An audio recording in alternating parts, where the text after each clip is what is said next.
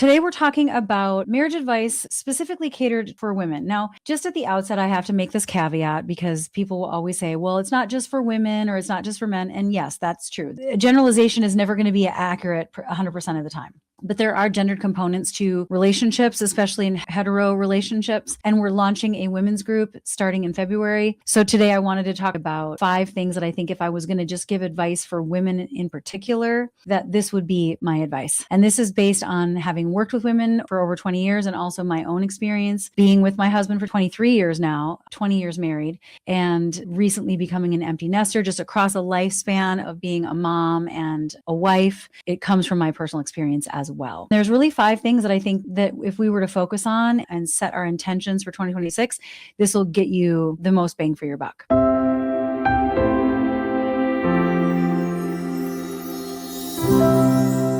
The first thing is that when you can approach feedback or challenges in your marriage from the standpoint of this is us against the problem, as opposed to it's me versus you, you're going to come out ahead. You're going to have way better opportunity to stay on the same side of the table, to be able to collaborate together, to co-create from the place of your life dreams, your shared life dreams. Because you might have differences in your life dreams and your goals, but at least where they overlap, you can co-create from there. That's how you can get to that 5-to-1 or higher ratio that Dr. John Gottman discovered as being clinically very significant in predicting marriage success, is that you have to have at least 5-to-1 or higher positive interactions to negative interactions. And ideally, happy marriages have 20-to-1 positive to negative, as defined by you. It's a very subjective definition. That's the good news. But when you can build from where your life dreams overlap first and expand the number of positive interactions so that the negatives, the challenges, the places where you are not aligned are so marginalized in comparison,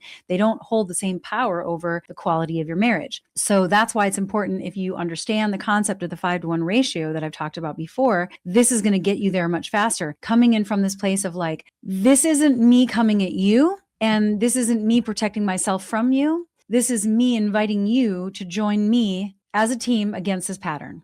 Some people frame it as a triangle, right? Like it's like we're over here on these 2 points and we're going to tackle this other point over here together.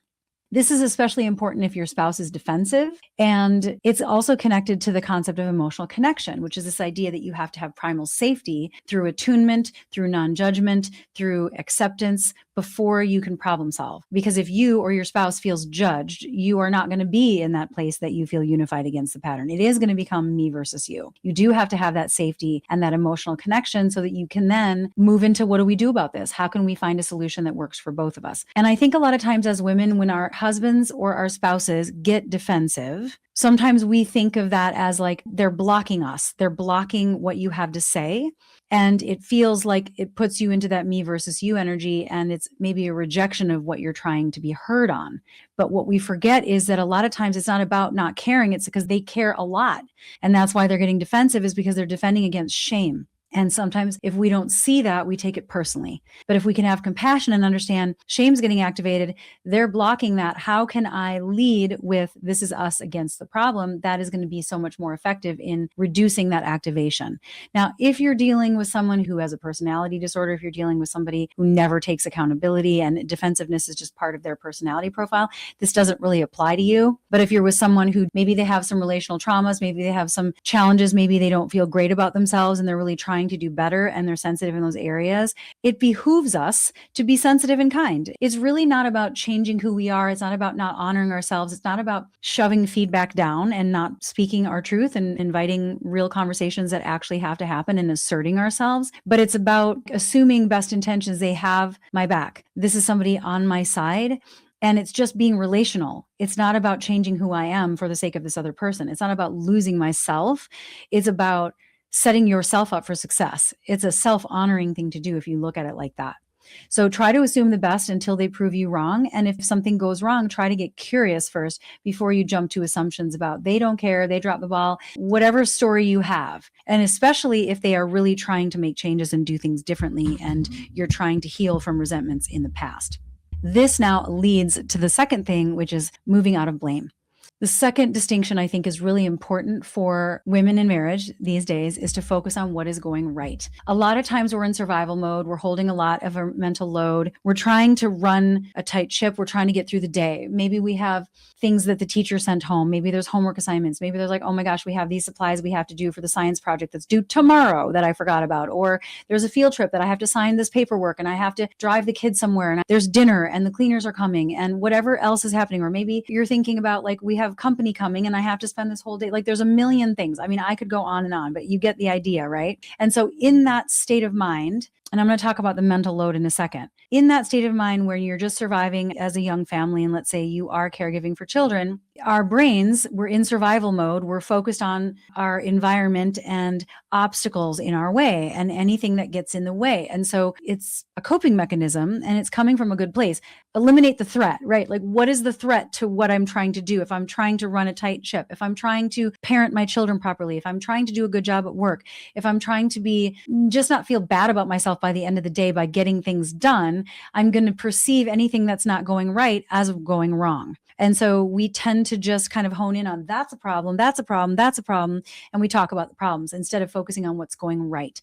And that is part of moving out of blame. It's getting curious and assessing the situation and sharing things from the I place. So a lot of times I think we will share our feedback. Women will do this a lot where we're looking for patterns. We're very validation focused as women because our identities are so relational. And because women's friendships are very different than men's friendships, and because we are socialized in many ways to be caretakers, that we will discuss things of importance to us by explaining, by giving the context and the backstory so that we are perceived as valid, right? We are analyzing patterns or we're wanting to connect the dots and show them this isn't me just being overly sensitive.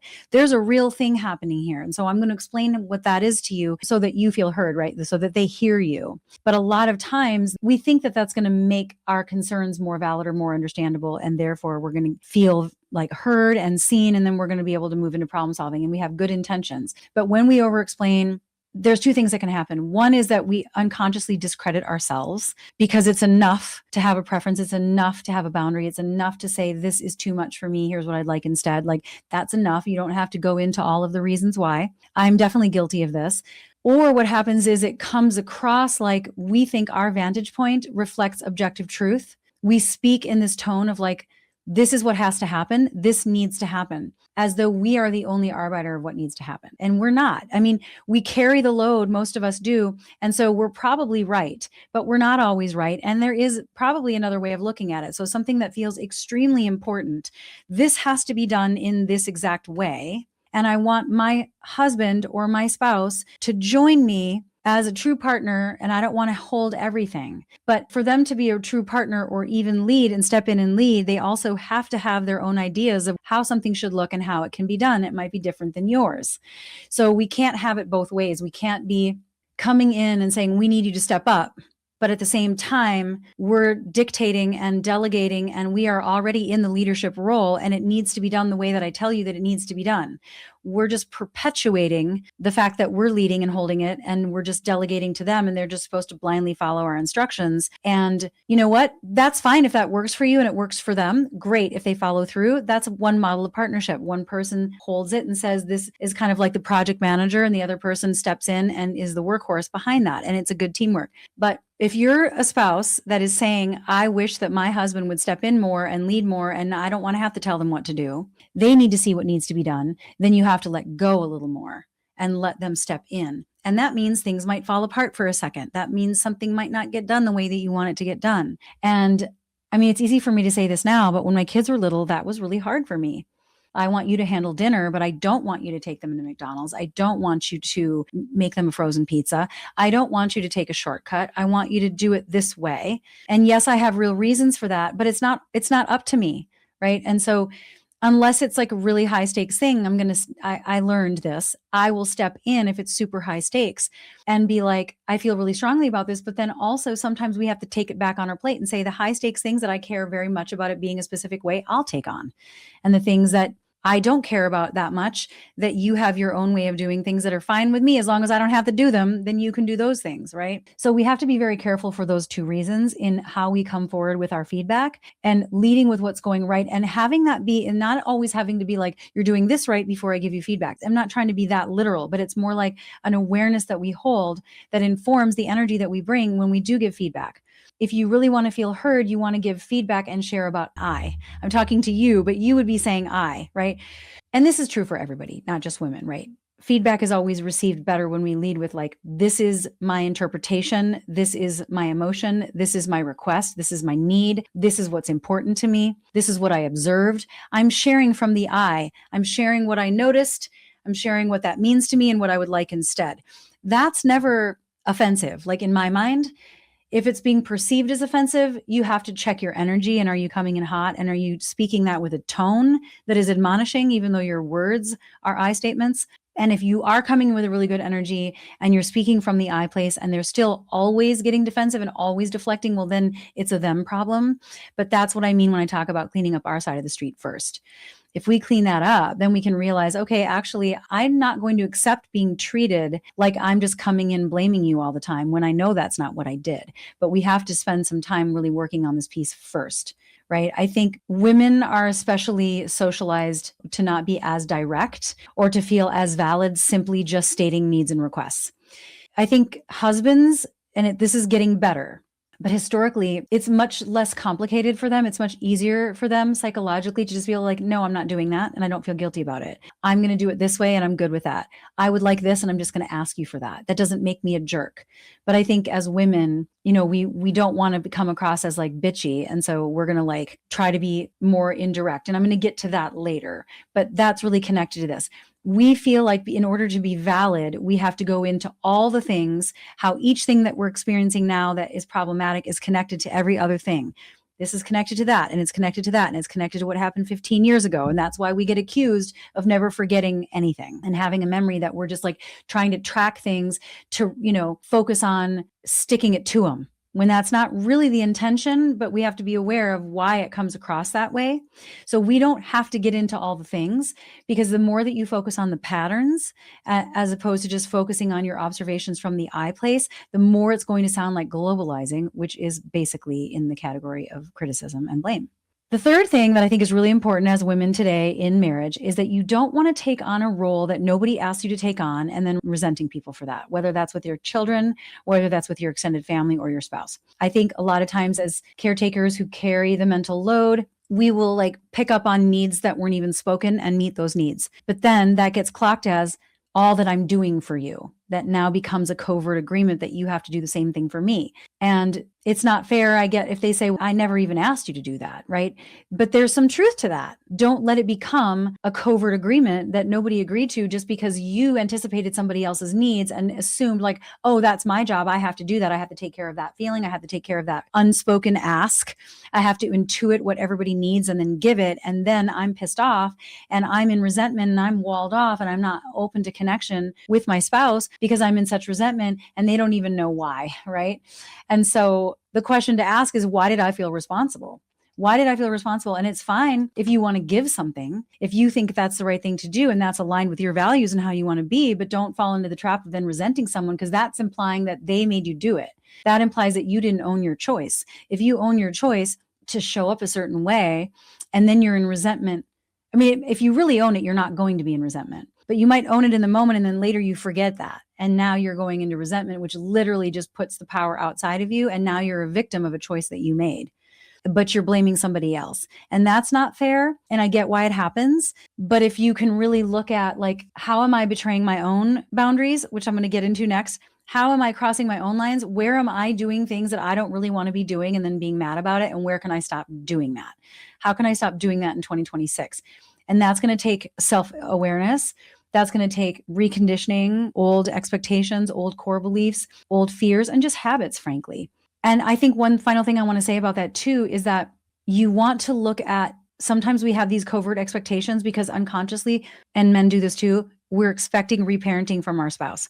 This is sort of the imago principle, that we have these core wounds that get activated by our spouse who's uniquely unqualified to give us what was missing in childhood. But then we want to try to get them to give it to us as a way of reparenting and healing those wounds. Now, we can still heal in the container of a healthy marriage, but they are not going to reparent us. They are not going to heal us. So we have to heal ourselves. We can share and they can participate and create a safe container for that healing through vulnerable shares, honest, authentic communication, emotional connection, and getting on the same side of the table. But don't expect your spouse to reparent you.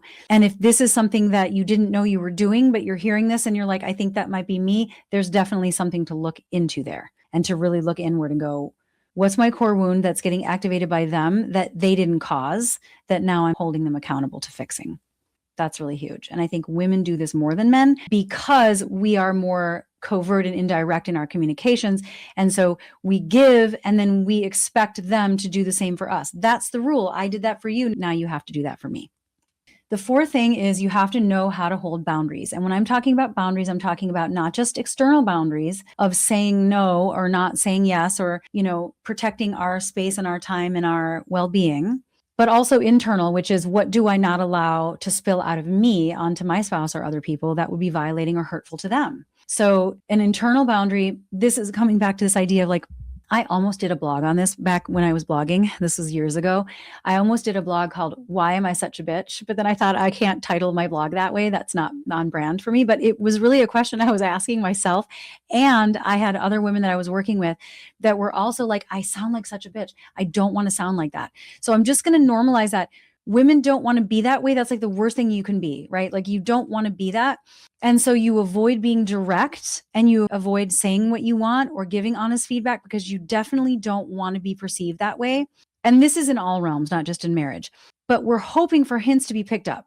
We're hoping that they're going to pick up on a hint. And what happens then is we cross our own boundaries because now we've given more than we want to give, with the covert agreement that nobody else agreed to, that they're going to give it back. Then when they don't, because they didn't know that that was the deal, we're pissed off. We've crossed our own boundaries and now we feel justified spilling out anger onto our spouse. So we cross our own lines and then we spill out and we cross our internal boundaries onto our spouse by feeling justified. It's this idea that Terry Real talks about, which is called offending from the victim position. When you feel justified, when you feel like I have been hurt enough, now I feel justified unleashing on them, right? And that's why we come forward with this tone that is just rude and disrespectful because we didn't hold our own boundaries. So that's something we have to learn to do. If we can hold that at the front end, we can hold it on the back end.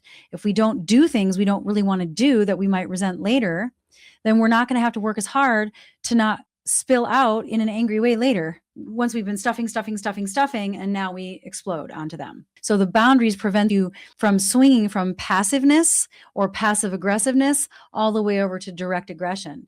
And it helps you live in that sweet spot of assertiveness. So that's something definitely, if you are struggling with whether it's saying no to things or even knowing what's okay and what's not okay for you.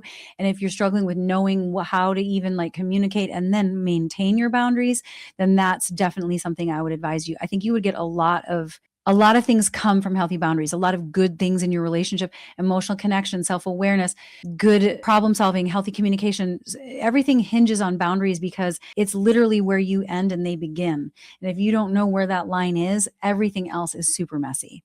So focus on that first if this is something you can relate to, even though I didn't mention it first. It's definitely a priority. And then the final thing I want to mention as it relates to women in marriage is talking about the mental load, of course, not in blaming ways. Being able to really talk about it, because the mental load is the invisible load. And as such, because it is invisible, it is very difficult to talk about. By the time we're maxed out and feeling frustrated, we're talking about it in a way that it should be obvious, but it really isn't. And the reason I know that is because I was on both sides of this. There was a time where I was primarily responsible for kids in the household. And then there was a time when I wasn't, it was my husband. And when I wasn't, I literally forgot what that was like and would think inside my own brain, but knew better not to ever ask. This sounds so bad. I don't even want to admit it. What did you do all day? Like, I couldn't see it. There's a million meltdowns you're handling. There's all the things that you only notice if they're not done. You only notice around the house if the laundry is not done or if the house is messy because it's not clean, right? It's like you could be working your butt off all day long and things just look normal. So nobody really knows what you've actually done. What I did one time when I felt like during the time when I felt like my husband didn't really get it, I literally wrote down everything I was doing because he would be like, that's not that hard. Because I was saying I was feeling overwhelmed. And he would say, he would try to remove my overwhelm by saying things like, we'll just do this, we'll just do that. Okay, well, I can just do that for you. Hand it to me. That's not that hard. And he was trying to help me feel less overwhelmed by saying that. But I felt so like, yeah, none of it is hard. It's just a million little things in my brain all the time that you don't even see, that you're not even aware of. Like we had a spreadsheet for summer camps because we're working full time in the summer, but the kids are not in school for 12 weeks. And that was like a whole new thing of like, this is a major, major project. This is a long-term project that requires, we're starting this in January, right? Before the camps start in June. And you have to make sure that you know what day the camps are opening so that you can get in there, especially if it's a popular camp. If you have more than one child, they're going to be going to different camps at different times of day. And it's like a whole thing, right? Write down every little thing. Don't get mad. Just bring to the light what it is that you're holding and write it down. And this might even take you a week or two, because when I first tried to do it, I was like, what am I doing? What I feel like there's all these things in my brain, but when I sit down to think about it, I can't think of it all at once. It took me like a week of just trying to notice, like when these things crop up, I'm going to capture them. And the list was so outlandishly long. And then when we looked at it together, he understood it more, but it was seriously, I couldn't do it in one sitting, because there were so many little things that you just take for granted that are just what you do, that you don't even think of as work. Because it's like, well, I'm not going to call that work, because then I look like a wimp, right? Just a weakling, that I think that this is a big deal. It's not a big deal. That none of the things are a big deal. It's just when you're the only one that is holding it in your mind and nobody else knows, and you're alone in holding that, it's like you have these programs running in the background, like software programs. When your computer starts to slow down, your memory is now full and everything is slow. That's how your brain becomes, because you have these programs running in the background taking up all your bandwidth, right? And so more and more people are talking about this. I'm so happy. There's like these TikTok creators that are talking about this more now. One of them is Paige Miller, who I feel like does such a good job of describing this. So you could check her out if you don't know who I'm talking about. And when I heard her, I was like, yeah, I wish I would have had this like 15 years ago or 20 years ago. It's much more recognized now. But if this is something that you're struggling with, just remember that it is a blind spot. It's a cultural blind spot. And so if you can feel calm in your nervous system and recognizing this is just an unconscious, socialized, invisible outcome to something that was set in motion long before we even really made a conscious choice, then nobody has to get mad. Then we can just get into a creative problem-solving headspace and realizing this is what we ended up at, and it's not working for me. This doesn't work for me anymore, and it's affecting our relationship in these ways. Come up with a proposal and be ready to negotiate. Be ready to negotiate the tasks. Be ready to negotiate. Here's what I'd love to hand off to you. Or here's what I absolutely hate doing. Like my husband has no problem cleaning the kitchen and doing the dishes. I hate it. I hate walking into a dirty kitchen more than anything. For him, it's really easy. There's other things that I love doing around the house that I'm happy to, I'll handle that because that feels satisfying to me on some level. So let's just figure out, let's just have an honest conversation about it. Again, going back to point number one, not from me versus you, but from we're in this together. And holding this firm inside yourself. If it's a problem for you, it's a problem for them. And maybe you think that they don't know that. But if you know it deeply, they will know it. You just have to say it. If it's a problem for me, ultimately it will be a problem for you, because if I'm in resentment, that impacts our connection. And that's just a fact. It's not a threat. It's just the reality of the situation. And if they don't want to then share that with you, well, then they're not being relational. And then what they're communicating is, I don't really care. I don't really care if you're overwhelmed. I don't really care if you're burdened. I don't care if you're working from 6 a.m. until 10 o'clock at night like a productivity machine and you're really unhappy, and then you're not available for connection to me, because as long as I don't have to do it, I'm good.